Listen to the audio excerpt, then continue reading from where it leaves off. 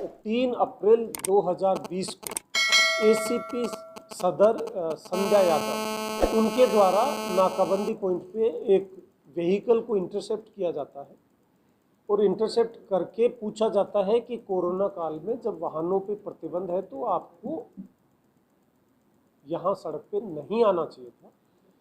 उस दौरान इस प्रकरण के जो आरोपी है गोवर्धन सिंह, उसके द्वारा एक पास दिखाया जाता है, जिस पास को लेकर के जो जांच अधिकारी हैं संध्या यादव, उनके द्वारा आपत्ति की जाती है कि ये पास जहाँ से भी जारी हुआ है ये पास जारी नहीं होना चाहिए था और वो पास को उनके द्वारा मानने से मना कर दिया जाता है और उनको चेतावनी दी जाती है कि भविष्य में आप जब तक ये कोरोना काल है आप अनावश्यक रूप से सड़कों पर नहीं घूमें।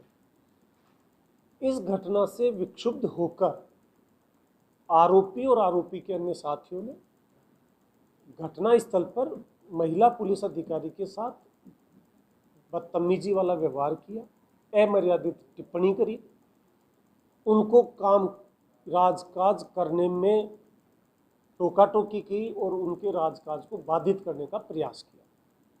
तत्पश्चात आरोपियों द्वारा महिला पुलिस अधिकारी श्रीमती संध्या यादव के खिलाफ एक परिवाद थाने पे भेजा जाता है और उस परिवाद में लिखा जाता है कि उनका जो कार्यस्थल है उस कार्यस्थल पर जैसा आरोपी के साथ वक्त चेकिंग जो व्यवहार किया गया, उस व्यवहार को और एग्जागरेट करते हुए वो उन पर चरित्र हनन के आरोप लगाना, उन पर जातिगत आरोप लगाना, एक दलित महिला के खिलाफ जातिगत टिप्पणी करने के संबंध में परिवाद थाने पे भेजा जाता है, थाना सदर पे भेजा जाता है, थाना सिंधी कैंप पे भेजा जाता है, एडिशनल डीसीपी वेस्ट के ऑफिस भेजा जाता है, अनेक ऑफिसेज में मेल किया जाता है, फेसबुक पेज पे पोस्ट की जाती हैं तरह तरह की टिप्पणियाँ। वो समस्त टिप्पणियाँ दलित समाज के विरुद्ध थी, वो समस्त टिप्पणियाँ महिला के खिलाफ थी और वो समस्त टिप्पणियाँ इन महिला पुलिस अधिकारी के खिलाफ थी।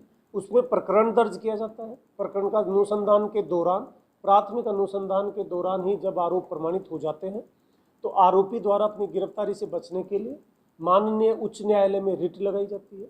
माननीय उच्च न्यायालय द्वारा गिरफ्तारी पर रोक लगाते हुए अनुसंधान को जारी रखने के निर्देश दिए जाते हैं।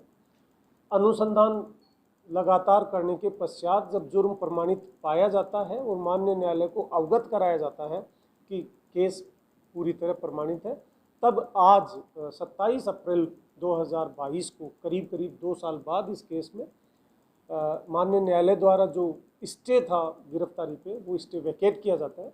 वैकेट के पश्चात आरोपी गोवर्धन सिंह को जयपुर पुलिस द्वारा गिरफ्तार किया गया है। पूर्व पहले उनको हिरासत में लिया गया, हिरासत में लेकर पूछताछ की गई और पूछताछ पश्चात इनको गिरफ्तार किया है। गिरफ्तार के पश्चात घटना से संबंधित और इस अपराध से संबंधित अन्य जो कुछ भी अपराधी जो इसमें अन्य शामिल है उनके संबंध में अनुसंधान किया जाएगा। जो एक दलित महिला के संबंध में टिप्पणियां की गई हैं, उन टिप्पणियों में काम में आने वाले समस्त जो भी इलेक्ट्रॉनिक इक्विपमेंट हैं, आपस में ट्रांजैक्शन जो हुए हैं, आपस में जो मैसेजेस ट्रांसफ़र हुए हैं, जो भी इलेक्ट्रॉनिक मीन्स यूज हुए हैं, उन समस्त के संबंध में अनुसंधान जारी है। Thank you. ये बार बार आरोपी पक्ष द्वारा ये आरोप लगाए गए कि जांच अधिकारी द्वारा सही अनुसंधान नहीं किया जा रहा। उनके इस परिवाद पे जांच चेंज की गई। जांच पुलिस आयुक्तालय द्वारा भी की गई। जब पुलिस आयुक्तालय के अधिकारियों पे आरोप लगे तो जांच क्राइम ब्रांच पुलिस मुख्यालय द्वारा भी की गई, लेकिन प्रत्येक अनुसंधान अधिकारी ने ये आरोप प्रमाणित किया। फेसबुक अकाउंट पे एनकाउंटर की बात भी वो कर रहे हैं। किसी भी तरह की अनर्गल बातें करना, किसी भी तरह की झूठी और भ्रामक सूचनाएं फैलाना, वो किसी किसी व्यक्ति की फितरत हो सकती है, लेकिन जो कुछ भी फेसबुक पोस्ट पे ऐसा कोई भी टिप्पणी डाली जाती है जिसमें संज्ञेय अपराध घटित होता है तो जरूर उसमें प्रकरण दर्ज करके कार्रवाई की जाएगी। सर इसमें प्रकरण में एक ही एफआईआर हुई थी या और भी एफआईआर किसी और की तरफ से भी हुई थी इसमें? ये एक ही एफआईआर। हाँ, इसमें अन्य आरोपी हैं, एक आरोपी नामजद है, एक अन्य आरोपी के संबंध में अनुसंधान किया जा रहा है। सर ये जो मौके पे उस समय एक और उसका साथी था और इसके अलावा जो सोशल मीडिया पे जो वायरल किए बैक टू बैक तो बता रहे 3-4। बिल्कुल आपकी बात सही है कि वक्त घटना 3 लोग थे और उस घटना के फॉलोअप में जो सोशल मीडिया पे पोस्ट डाली गई और उन सोशल मीडिया की पोस्ट को आगे फॉरवर्ड किया गया और उन्हीं सोशल मीडिया की पोस्ट पे जो अमर्यादित टिप्पणी थी उसको और बढ़ा चढ़ा के पुनः पोस्ट किया गया। ऐसे जो लोग थे उन लोगों के खिलाफ भी जुर्म प्रमाणित है, उनके खिलाफ भी कार्रवाई। आज की घटना के बाद भी सोशल मीडिया पे जो कमेंट्स आ रहे हैं उन पे नज़र रखी जा रही है और वो जो भी कमेंट आ रहे हैं उन कमेंट में अगर कोई कोग्निजेबल एक्टिविटी होगी तो जरूर कार्रवाई की जाएगी। जो एक मामला इसके अलावा और कोई आपराधिक मामले हैं अब तक कुल 20 मुकदमे पहले दर्ज है, ये 21वां मुकदमा इसके खिलाफ है। अनेक मुकदमों में चालान हुआ है, कुछ में एफआईआर भी लगी है। कुल ये मुकदमे जो दर्ज हैं वो 21 मुकदमे अलग अलग पुलिस थानों में राजस्थान में दर्ज है। वैशाली नगर में एक बच्ची के साथ उसके बेटे की तरफ से छेड़छाड़ की गई, उसके बाद इसने न्यूज़ साउंड चलाया, वीडियो को इकट्ठा किया कोरोना के दौरान। वो जो प्रकरण दर्ज हुआ था वो प्रकरण में एफआईआर लग चुकी है, इंक्लूडिंग दिस वन जिसमें अरेस्ट हुई। हाँ, ये हम आपको सूचित कर देंगे, एक सूची है हमारे पास, वो दे देंगे। पीआरओ साहब आप मेरे से लेके बता दीजिए। सोशल मीडिया पे जो पुलिस पार्टी ने जब इनको पकड़ा वो जो वीडियो कर रहे हैं तो उसमें अगर कोई कहता कि भाई वारंट है क्या तो उसको बताना जरूरी है या नहीं है? देखिए वो जिस वीडियो की आप बात करें उस वीडियो में आप बड़ा स्पष्ट देखेंगे कि पुलिस पार्टी जो है वो आरोपी से कह रही है कि थाने चलिए पूछताछ करने। तो पूछताछ करने के लिए थाने लाने के लिए कोई गिरफ्तारी वारंट की आवश्यकता नहीं होती। आरोपी को उठा सकती है, किसी को नहीं उठा सकती जिसके खिलाफ जुर्म प्रमाणित है, ताकि नहीं सिविल ड्रेस में लगाना या यूनिफॉर्म में लगाना ये पुलिस की टैक्टिकल और प्रोफेशनल नीड्स होती हैं।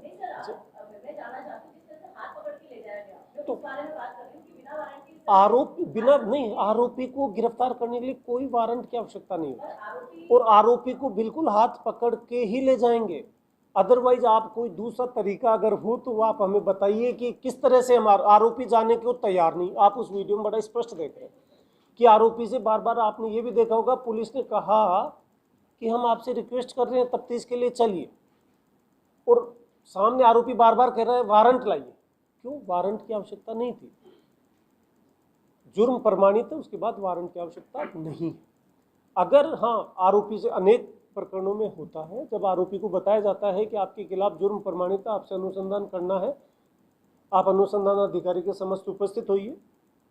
अनेक आरोपी इतना कहने के बाद थाने उपस्थित होते, कई आरोपी लिखित नोटिस देने के बाद भी थाने पे उपस्थित हो जाते। लेकिन यहाँ आपने देखा कि बार बार सभी पुलिस बार बार सूचित कर रही थी, उसके बावजूद जब जाने को तैयार नहीं तो हाँ हाथ पकड़ के ले जाएंगे, कोई दूसरा तरीका हो नहीं सकता। और वो तो हाथ पकड़ के ले गई पुलिस, उससे अगली स्टेज भी आती, मतलब पुलिस में ग्रेडेशन ऑफ फोर्स है, तो वो जो ग्रेडेशन ऑफ फोर्स है वो यूज किया जाता है। एक स्टेज आपको सूचित किया, उस पर आप एग्री हुए, सूचित के बाद आप एग्री नहीं होते तो आपको हाथ पकड़ के ले जाते हैं, हाथ पकड़ने पे भी आप धक्का मुक्की करते तो उठा के पटकते हैं। मतलब ये सिचुएशनल नीड्स है जो हमें करना पड़ता है। शिकायत करता पुलिस के अधिकारी है, यहाँ से जिन्होंने की वो पुलिस के लोग हैं, अब अरेस्ट पुलिस ने किया, तो आपको लगता है पूरी चैन एक तरफा लोगों की है? तो क्या पुलिस में जो अधिकारी हैं उनके खिलाफ अगर कोई अपराध होगा तो उसके लिए भी जांच एजेंसी तो पुलिस ही है। तो पुलिस में जो है वो भी अल्टीमेटली इसी सोसाइटी के लोग, इसी सोसाइटी की बहन बेटी भी पुलिस में है, उन पे होने वाले अपराध की जांच करने के लिए एजेंसी तो यही है। तो ये मान लेना कि पीड़ित भी पुलिस, जांचकर्ता भी पुलिस, अरेस्ट करता भी पुलिस, अरेस्ट करता, जांच करता, ये तो एक ही बात हुई। मतलब इन्वेस्टिगेशन के बाद नतीजा अरेस्ट का हो। न्यायालय इसीलिए बने कि पुलिस के द्वारा अगर कोई गलत कार्रवाई की जाती है तो माननीय न्यायालय बैठे हैं उसको ऑब्जर्व करने के लिए। अगर पुलिस ने कोई गलत एक्टिविटी करी है, पुलिस अधिकारी ने कोई गलत कार्य किया है, तो उसके खिलाफ भी कार्रवाई होती है। Thank you.